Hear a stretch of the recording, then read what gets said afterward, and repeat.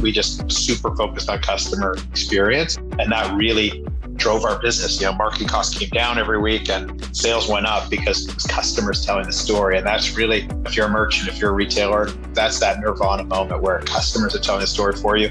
You're not beholden to Facebook or Google anymore. Imagine this.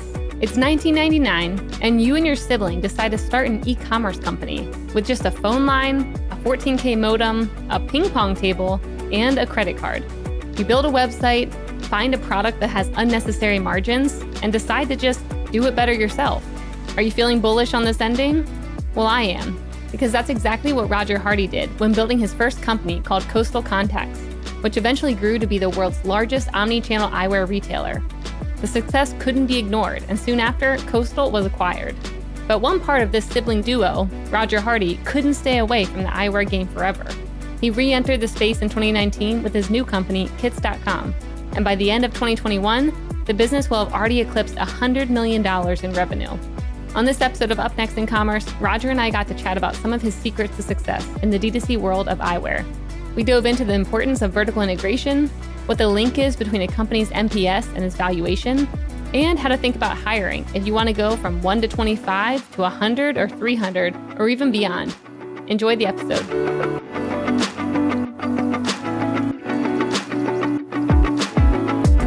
Really quick, I want to say thank you to our awesome sponsor, Salesforce Commerce Cloud. And I'm going to allow them to give you the inside scoop into some of the findings from their most recent State of Commerce report. Hi, this is John from Salesforce. Did you know that companies of all sizes and industries power their digital customer journeys with Commerce Cloud? Salesforce Commerce Cloud delivers B2B and B2C commerce, as well as order management around the globe. And with Commerce Cloud, you can engage with your customers anywhere and personalize interactions everywhere. Scale and innovate with ease and drive some serious growth for your business. And speaking of innovation, we recently surveyed nearly 1,400 commerce leaders and analyzed the consumer shopping and business buying behavior of more than 1 billion customers worldwide. And we uncovered emerging trends that will influence how companies can be successful and stay ahead in this ever-evolving landscape. To check out the trends we discovered, go to sfdc.co/commerce insights. That's sfdc.co/commerce insights, one word. Before we dive into the episode, I want to let you in on a little secret. Did you know that Mission has the #1 e-commerce newsletter? It's amazing. It has really good news and insights and case studies that you will not find anywhere else. So go subscribe. mission.org/upnextincommerce. All right, on to the show.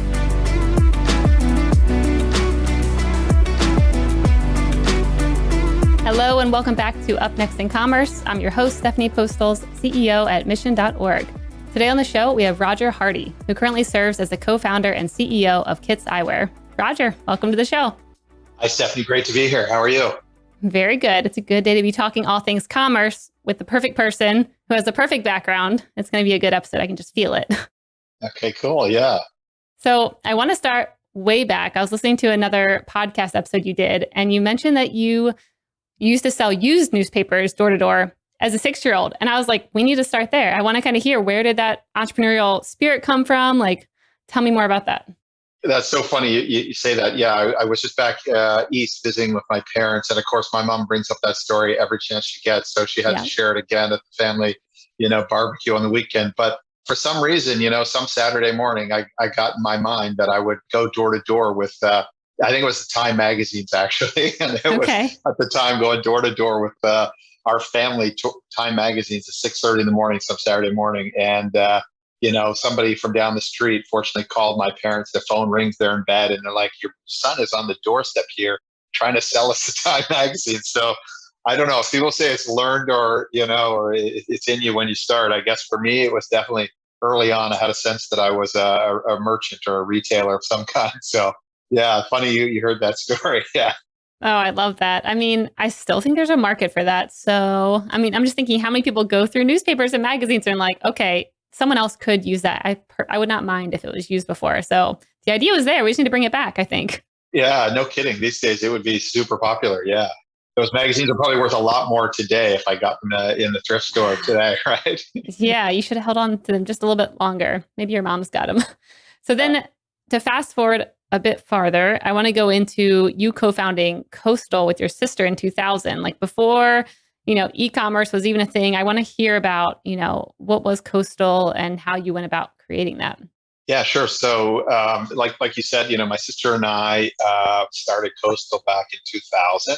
Really came from, I had a background working in medical products with a contact lens company in the marketing department, and just kind of the disconnect between, what it cost us to make a box of contact lenses, and then, what we sold them to eye care practitioners, and the markup was, I think like 700% at the time. So there really was no. Yeah, a $12 box of contacts would sell for $70, $80, $90. So that was, probably the real insight was, gosh, there's really a lot of margin in this product. And, maybe somebody could take this direct. And at the time, obviously, everybody was taking everything online from, barbecues to pet food and everything in between. And some of those things have, been sustainable. And so we built a website at the time very cost effectively. My sister's now husband, then boyfriend, was a computer engineer. So, we always say we built the website for less than $5,000 and then, bought some contact lenses and started selling it. And the first day we were off and running. And I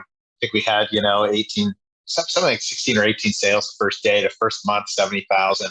The first year we did 2.5 million. So, and year two was 10 million. So it was an exciting kind of time. And yeah, it turned out to be a good story. So we grew into first a TSX listed company, then we listed on the NASDAQ, and then finally kind of completing the journey. We got an unsolicited bid from EssilorLuxottica, who's really kind of the big, person in the category, and, sold the company in 2014. So that's kind of the history. Yeah. So it's kind of a good run, good. And then somehow found myself back in optical a couple of times over the last 5 years. And it's been, again, it's just a great category. Lots still to do here. So tell me a bit, what was it like, being traded on NASDAQ and having a company that's, accumulating over $1 billion in cumulative sales? Like, what were some of the lessons there that you're taking into your current company, Kits?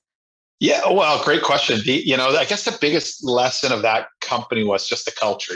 There was a culture of growth in that business, and we were always looking for how can we best serve customers, and thinking that will learn to our growth. So that's something we've taken into Kits. We kind of 3 primary pillars at Kits. One is to be vertically integrated so that we can control the whole experience. So we built a state-of-the-art lab here in Vancouver where it's, super automated, super high tech. We call it the Gigafactory, obviously modeled after someone we all know and, learn from the best, right? So we're building up this Gigafactory that can make eyeglasses for really as low as, somewhere around $1 of labor per pair of eyeglasses. To really be super efficient and super high quality.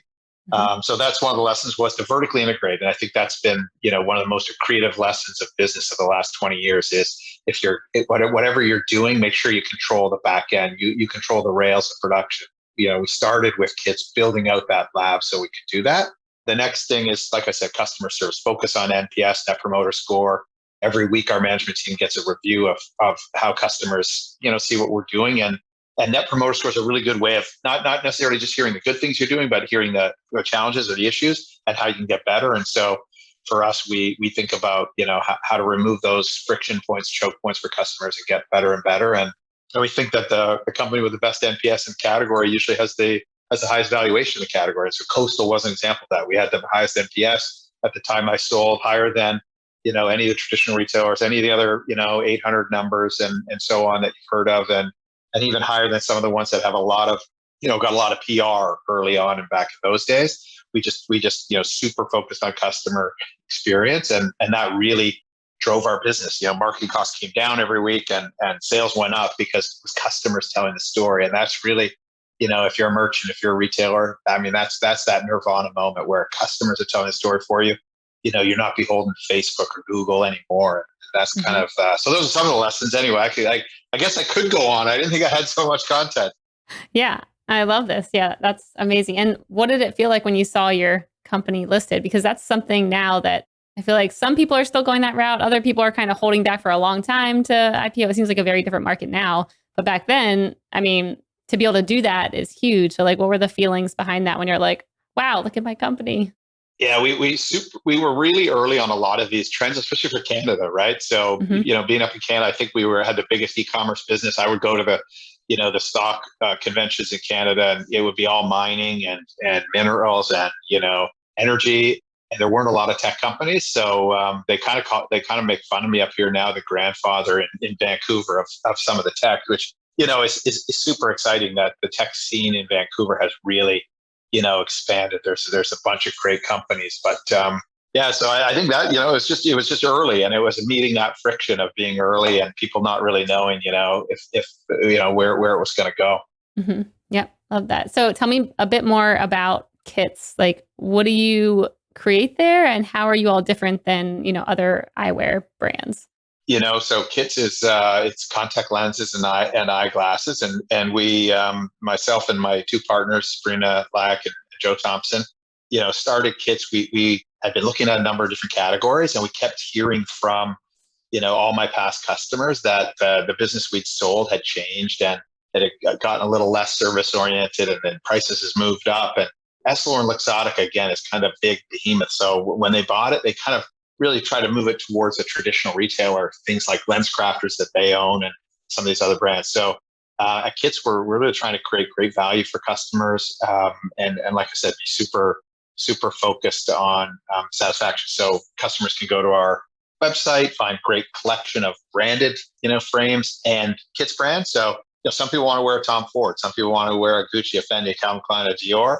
But we've got that in our collection, and we also have super high quality, the best titaniums, the best acetates from the planet, sustainable product, coming out of Patagonia, made from Mhm. recycled fishing nets. And so, we're trying to be thoughtful about the collection, trying to serve customers, really what they want, not just what we would want to offer. And yeah, so far it's been super successful. We passed over 100,000 pairs of eyeglasses sold very quickly in under a year. Our business will be more than 100 million of revenue this year. And so it's, we're 3 years into it, and lots of great traction.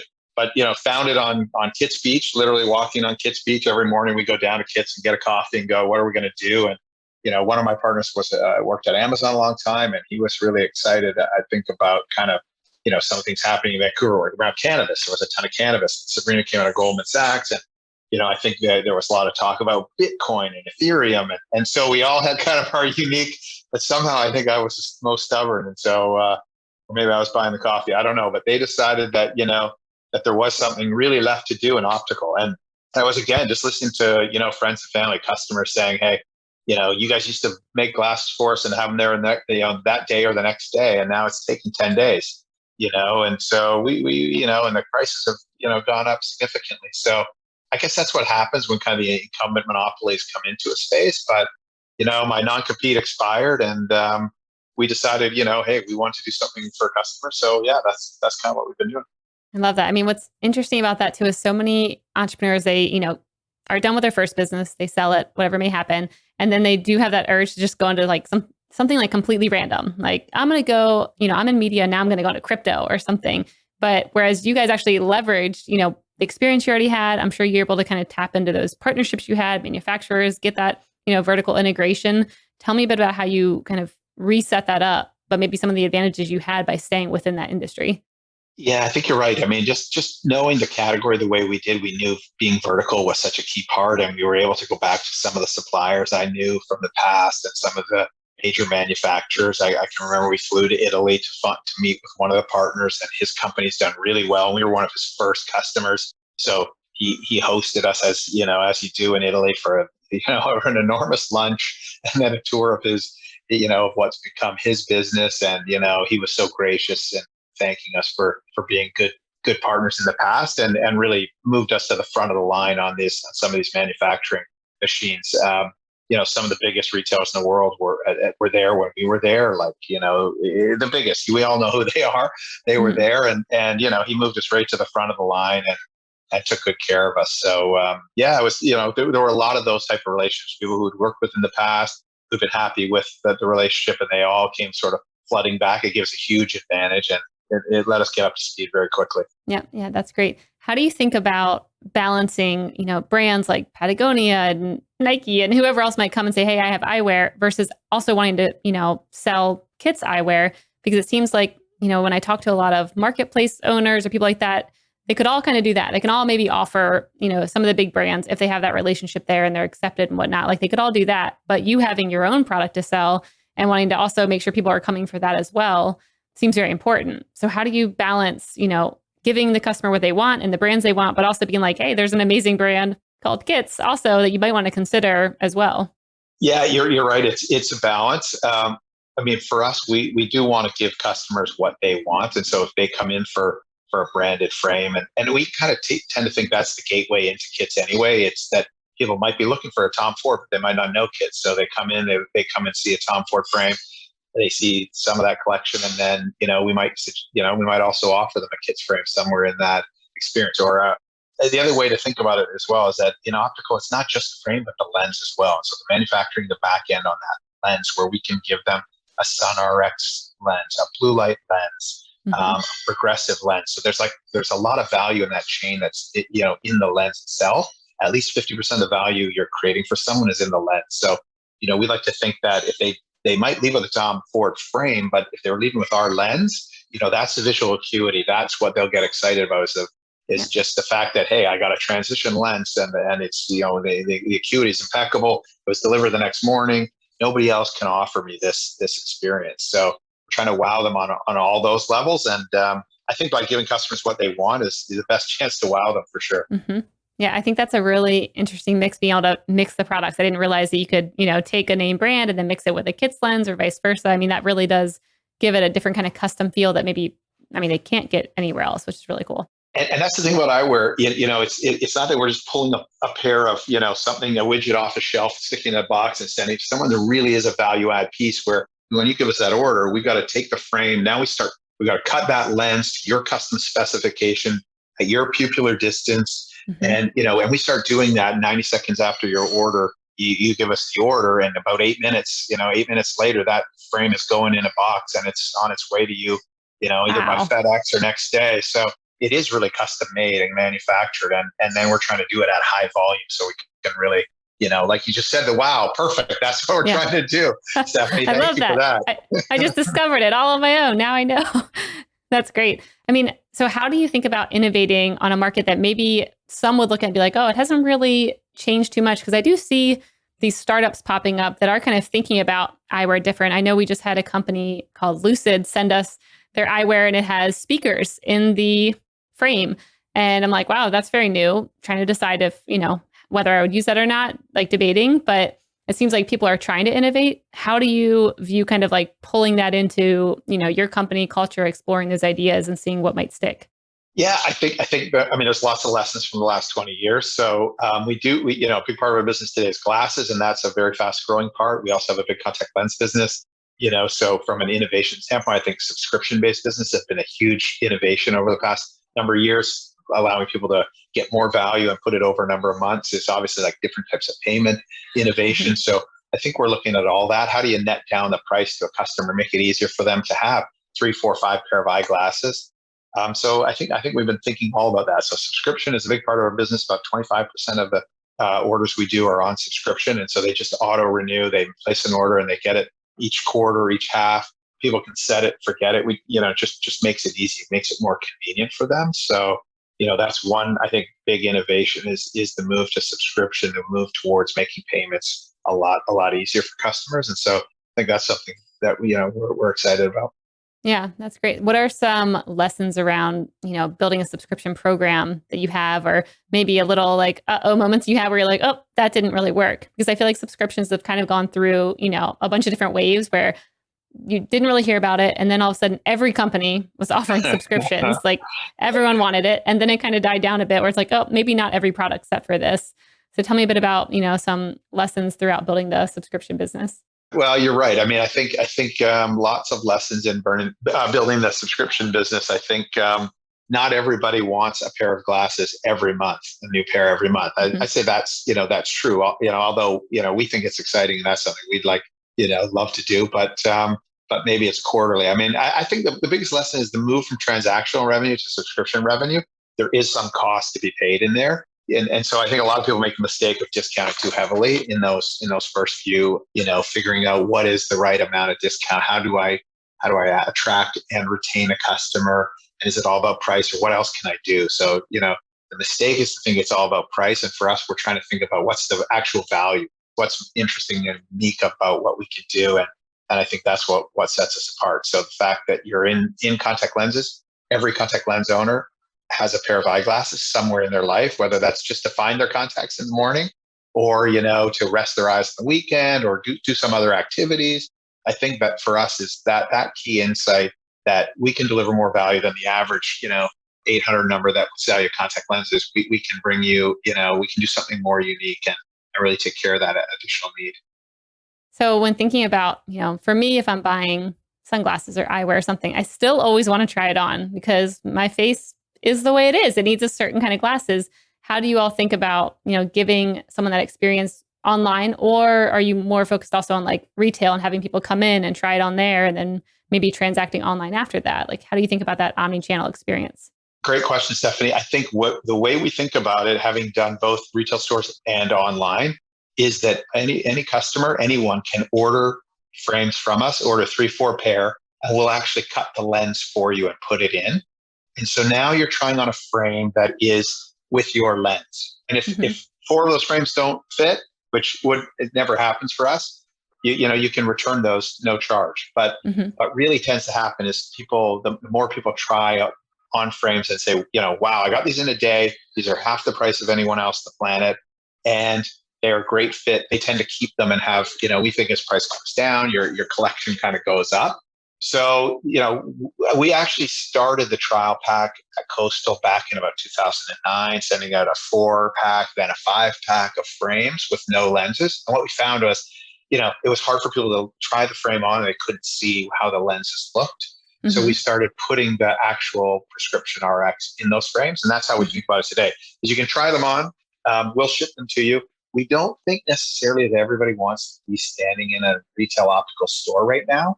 I think that with COVID and the way things have moved in the last year, we're not thinking of necessarily opening a bunch of stores. We like the idea of, instead of investing in that store, yes, they're like you said, it's cool. The subscription's been, building a nice store has been, interesting and so on. We'd rather invest that in the quality of the product. We'd rather invest that in the experience of the delivery being tier 1, so that when you get, and if you order 3 pairs of frames with the lenses in, you can try them on, you can actually see how they look. So that's kind of what we're, I think, advocating for. Cool. And are there any maybe lessons when it comes to kind of like return policies or how to think about that, or even handle it from your side? If a company's like, oh, that's a good idea to kind of give a bunch of trials, like what kind of things should they maybe avoid if they're setting that up for their company? I think we're happy for people to try, because what we've seen is if they try, they're going to be super excited about the experience. And if somebody decides they don't like them, they want to return them, fantastic. Let us find you a pair that gets excited, that fits, that looks great. If those don't, by all means, let us try. But the one thing people tend not to know about glasses is that, your sizing is right inside your eyeglasses. There's 3 little numbers. You can, which, I mean, it's much easier than footwear, right? Like, footwear, there's a lot more variability. All eyeglasses have to have your measurement spot in millimeters right there. Is it like of your head? Or explain to me what the frame. So you've got a measurement of the arm, you've got a measurement of the lens width, and then the bridge width. And those are the 3 measurements you find on every pair of glasses sold in America. You enter those into our site, we can give you, these are the glasses that will fit you based on, presumably you're happy with the fit you have now. I didn't even know that existed or was a thing. Exactly. I know. See, that's why people come to your podcast. They learn something new about, and so it is really kind of strange that somehow this whole category has forgot to, it's like, imagine if the footwear category didn't tell you the size of shoe you wore. So that's the key, is we've got the size on your glasses. You put those into the site. We'll find you the pair that fit for you. And yeah, that's why it's working so well. I mean, the NPS numbers we see, the satisfaction numbers are higher than if you go into a traditional retail store. I guess that's the last piece of why we feel confident we don't need to open a bunch of stores and waste $1 million or $2 million opening each store. This is a CapEx light model where we can invest in serving customers. And the NPS numbers back that story up. People are happier buying online through kits.com than they are going through multiple other channels. And we've had that measured by outside third parties. And it's we think that's pretty compelling. That's awesome. My mind is blown. Now I know what those numbers mean. How do you think about exploring new technology so that, I can go on your site and then maybe you have something that just looks at my face and measures it? Because I'm even thinking about, okay, how do I measure my head or my nose bridge or any of that? Is there an easy way to think about like how technology can kind of just quickly do it for me? Yeah, there's a couple of things coming. We do offer also an eye exam online. So you can go online, take an eye test in about 4 minutes as opposed to, which means you can do it 24/7, day or night, whenever it works for you.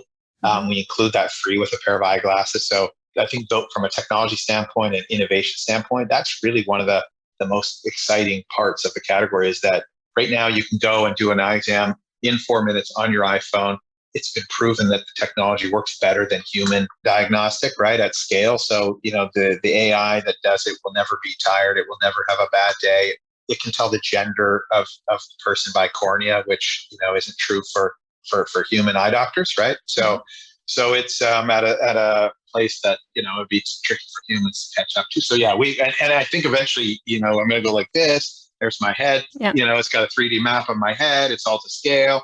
Is that 18 months away? Probably it's, somewhere between 12 and 18 months that there would be no reason, I think, especially with the way retail's changing, how fast it's changing. I think, I think those technology pieces are going to all be in place so that, if you want to walk in a store, great, go walk in. But we think it's going to be easier, more cost effective and more time efficient to just do it from wherever you are right now and get it done quickly. That's great. I mean, that also is a really good just lead generator too. I mean, imagine, you already know this, which is why you built it, but just a customer going on and trying to find, a place to get an eye exam or even thinking about, can I do it on ZocDoc or whatever it may be, and finding a site that's like, yeah, we can just do it right here for you. So come on in. I mean, that seems like it's like the quizzes and all the other things that, these new D2C companies are doing. That's way more unique. And I have not heard of that before. So it's really cool. Yeah. No, it's been working quite well too. Yeah, of course. That kind of completes the cycle too, which didn't exist back in my past company. We didn't have that ability. And that was one of the key catalysts for coming back in the categories, knowing that, hey, if we're going to do it, we're going to innovate with technology. We've got an online PD tool, which tells you how far apart your eyes are, to your point about the bridge distance. So you can also do that online. And doing the eye test, of course, is really key. Yeah. How do you encourage people to take the test and then kind of, see the product that's best fit for them and then go through the entire customer journey? I guess it's built into different journeys is the answer to the question. So if you come in looking for contacts, we probably don't take you down that journey. If you come in looking for glasses, we may or may not based on what's interesting for you. For me, we'll give you the option. We can show you that information, but it tends to be around reorders when people, they've already been, maybe it's a year that, we know we've got a copy of your prescription on file in many cases. So when we know that's coming up, we try to make it easy for you. We'll send you a little notice that says, hey, take 4 minutes and get this done right now. If you need an update, we've got somebody standing by. So it actually gets done, through tech, and then we get a live optometrist to approve it and finalize it. So I think it's just more convenient for people to do it that way. I love it. So I want to talk about, scaling your company up. I'm sure a lot of people listening are like, whoa, how'd this company go to 100 million? And what are some lessons I can take away or maybe favorite failures? I want to hear just some stories around, building the company up and maybe things that you would do differently or advise people to do. I guess, companies are built by the people. So, getting the culture right is key. We defined it with the three of us, what we wanted the culture to be like. And then as we've added groups of people, right around 25, we redid the culture. Right around 100, we've kind of reevaluated what we think is important and getting everybody, on the same page as far as, what are the rules we're going to live by internally. And then I think, the CEO's job is really to get everyone aligned and engaged in the mission. So to kind of make clear, what is the mission? What are we trying to do? We're trying to change this category. We're trying to make it better for customers and make it really clear that that's what we're trying to do, and then get them engaged in that. Why is that important? Well, we want to do good in the world. We want to change the world. We want to have some meaning and purpose to the things we're doing. And so, to the extent we can get everybody aligned and engaged and have a core set of values, I think that's what helps build culture. And culture really just determines, the level of success you're going to have. You can take people from all kinds of different backgrounds, which I guess we all do. We all come in from all these different experiences and backgrounds. And then we've got to kind of give everybody a common set of, principles and to act under. And to the extent we do that well, those things, I think, that's what really is the foundational piece. And then then it comes back to, goal setting, and then, a weekly cadence of measuring. How are we doing to those goals? Here's our weekly, here's our monthly, here's our quarterly goals, here's our annual goals. And kind of, I think all of us came from a fairly, metrics driven environment. So Joe from Amazon, Sabrina at Goldman, myself from Coastal. So, I think just being surrounded by metrics and always trying to get, optimize to better understanding of the data and metrics is probably the last piece to add on to that. Yeah. Yeah. Those would be wins. You said losses. Yeah. Oh yeah. Oh boy. All the above. Yeah. I want to hear it all. I mean, I think our growth did happen fairly quickly. We were growing fast, and then I think COVID accelerated it, and we probably realized that the company was going through a real step change in the last year, and then adding to that, going public. So, I mean, I think there was a point, a year and a half ago where we had, 15 or 20 people, and now we're sort of 135 or some, a number like that that's continuing to grow. So I think that's kind of, the fact that we still don't have anyone in HR. We kind of do that ourselves. I think that we're probably past the point where an HR person would be helpful. So if I was, if I said what's next step, it's probably to get somebody in HR to make sure we're institutionalizing the systems and process around the pieces I'm saying. It should, it just can't feel like random that we're going to do a quarterly values meeting. It should be, institutionalized. We're going to do these things. And so, yeah, that's probably a learning as it scales. It's all about systems and process. It's all about going from generalists to people who are, the best in the world. That's really what it takes to grow a business. And unfortunately, as you scale, not every generalist becomes the best in the world at one of the things they're working on. So that's probably one of the tricky parts to manage as you grow. So we always hear, like you were mentioning earlier, when you're at 25 employees, you have to act this way. When you're at 50, this way, 100. I mean, what are some of the things that a CEO should kind of prepare for as their company is, growing the employee count quickly? Like, what was it like at 25 and then 50 and now 100, to where you maybe have to operate differently than you even did, a couple months ago? Well, especially with COVID, right? So, 0 to 25, you look everyone in the eye basically every day, and and engagement and alignment is easier when that's happening.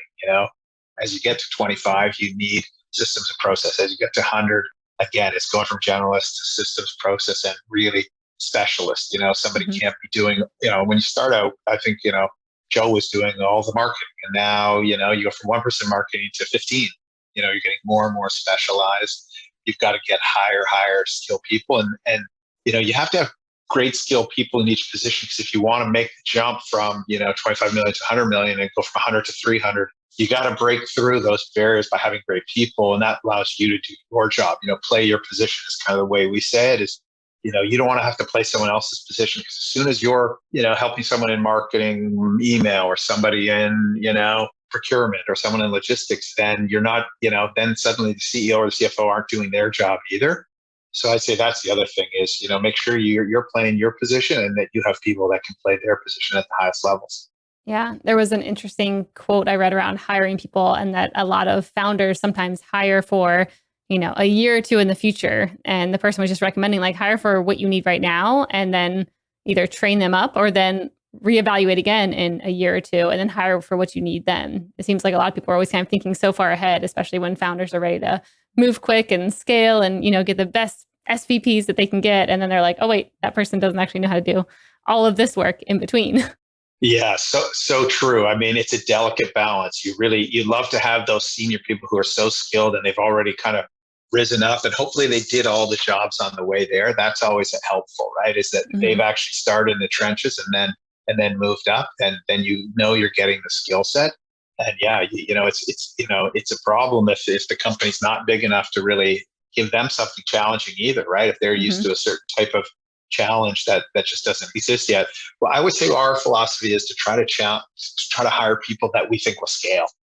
Try to hire the smartest people, the brightest people that we hope will scale. And to the extent, we can do that, that's kind of how we think about it. So I want to predict the future a bit now, because you've been in the world of commerce for a long time. I want to hear what kind of trends you think are going to impact the market the most over maybe the next 1 to 3 years that you guys are kind of prepping for. And you're like, oh, we see this big evolving thing happening, and we're going to be at the forefront and, not let it get away from us. I mean, for us, I think, we saw sort of this telehealth, and I think healthcare is at some convergence of it's got to get more efficient. We all know that the costs in healthcare have gone up at faster rates than GDP and everything else. So we know that there's like the pricing isn't optimal. So we think that health and tech are merging, and we think we're at the forefront of a health tech piece of a larger puzzle. So I think there's lots of interesting things that we can do for other healthcare companies that have large patient bases that don't today have a vision care offering. So that's really what we're trying to do, is say, we're going to be right in front of this health tech convergence, and we've got a great business. It's north of 100 million. It's growing. It's got a great install base of recurring patients. So we know that we're kind of building thoughtfully a great business, and that it's serving, most importantly, serving customers in a way that they get excited about and they're happy with. And I think if you do those things, the rest, it takes care of itself. Yeah, that's great. I mean, why are things so expensive in healthcare? I never can understand why things are so pricey. And I mean, what are the margins behind the scenes? I mean, I see, what our insurance company is like, oh, I'm paying $1,000 and you still owe 500. I'm like, I was only there for 10 minutes. Why? I don't understand. What's going on behind the scenes? I mean, it's a good question. There are just so many people in the middle of healthcare. And I think that's what's happened over time. And, many of them have to be cut out of the equation. It's super inefficient the way it is now. So, I mean, that's part of what we're hoping is that we will, we'll replace some of the bigger incumbents with better value, take better care of customers. But I think that's really what's coming for healthcare, is that a lot of the pieces have to be cut out. There are just so many people managing. There's 3 people getting paid on you walking into, so-and-so's office. And it just, it's just not efficient anymore. Yeah, agree. So where do you all want to be in the next couple of years? What are you aiming for as a company? We think there's, lots to do in vision care in North America for the next, 24 months. So I think that's where our focus lies, is building out our offering, building out our install, our customer base, and just keep growing in North America. We've looked at a bunch of M&A opportunities, nothing that we thought was the right, fit. Historically, I think I've bought 7 or 8 different businesses in the last business I was in. So we're always looking for, smaller, interesting things that would kind of tuck into the platform and be accretive for shareholders and be accretive for customers. And so if we see some of those, we'll probably, we'll look to layer those in. But otherwise, just heads down, focused on, moving that NPS needle up. All right. So the lightning round is brought to you by Salesforce Commerce Cloud. This is where I ask you a question and you have 30 seconds or less to answer. And I already know you're ready, Roger. So let's do it. All right. I'm going to take one out of your playbook. What's one piece of advice you would give your younger self? Piece of advice I'd give my younger self would be, don't sweat the small stuff. I mean, and it's all small stuff. It really is that would be the thing. And probably people like me and you and everybody that's listening to this is sweating all the small stuff. So it's a balance, but don't sweat the small stuff. You're going to be okay. It's going to all work out. Keep your head down, keep grinding. It's going to all work out. Yep. That's good advice. When you want to get creative, what do you do to get into that headspace? For me, balance is so tough. I think you always got to choose 2 of 3. But for me, good headspace is every Thursday morning. I take my team. I ask them if they want to do the grouse grind. It's a mountain behind me here, and I meet them at the top for a coffee. I say, I'll buy you a coffee at the top. You just got to be there at 8. And so that grind up the grouse grind is a real tester physically. Takes anywhere between an hour and a half to do, and some folks can even do it faster, the younger folks. But it's just really clears your head. It's physically taxing, and then you get to the top, and you just feel bonded with the people you're there with. You're out in the mountains, you're in the fresh air, you're probably got some endorphins going, and we have a coffee, and that coffee tastes good, and then we talk a bit about personal and a bit about business. So I'd say that's the way. Wow, that's awesome. And are you personally lugging all these coffees up the mountain? No, they have a coffee shop at the top. Thank goodness. They have a coffee shop at the top of Grouse Mountain in Vancouver. Yeah. So we go up the mountain and I buy them all a coffee, and I should lug them up the mountain though. That's a great idea. I know. I was like, more authentic. I can barely make it as it is. So, okay. Well, I like my picture of thinking about Roger single-handedly bringing up like 50 coffees and balancing them while doing a strenuous hike. That sounds good. Funny. I might have to try that one time. That's great. What's up next on your reading list? I mean, I tend to read, business books. I've got a couple things in front of me right now. A Road Taken by a local guy here in Vancouver. So that's what's right in front of me on the right here. Somebody gave me, which is just a story of his autobiography about it, his life and so on. So yeah, I'm looking forward to reading that. Cool. I love it. All right. And then the last one, what's something you're secretly curious about? I'm secretly curious about. I'm kind of curious about it, this whole space race. I can't really wrap my head around why everybody is thinking, I guess I'm curious about how that's going to play out. Are we really going to Mars? I guess we are. And I kind of wonder about, I'm curious about how that's become the priority of the planet over so many other things. And I'm probably curious about why. It just doesn't seem like the right priority to me right now. I feel like there's a lot we could do in North America and around the world outside of that. Not to say that others can't choose their priorities, but I'm curious about how the heck Mars got to be such a big priority. Yeah, well, let's just tag Elon. He will for sure respond to me. He probably will. Yeah, I'm sure he will. Roger, it's been awesome having you on the show. Loved hearing about your background and Kits Eyewear. Where can people find out more about you and Kits? Kits is pretty straightforward, just kits.com. And then like everybody else, I'm, on LinkedIn for sure. Reach out and, if you have any questions or thoughts for me let me know and I'll appreciate it and look forward to responding. Amazing. Thank you. Thank you. Okay. Thanks, Stephanie. Great to be here.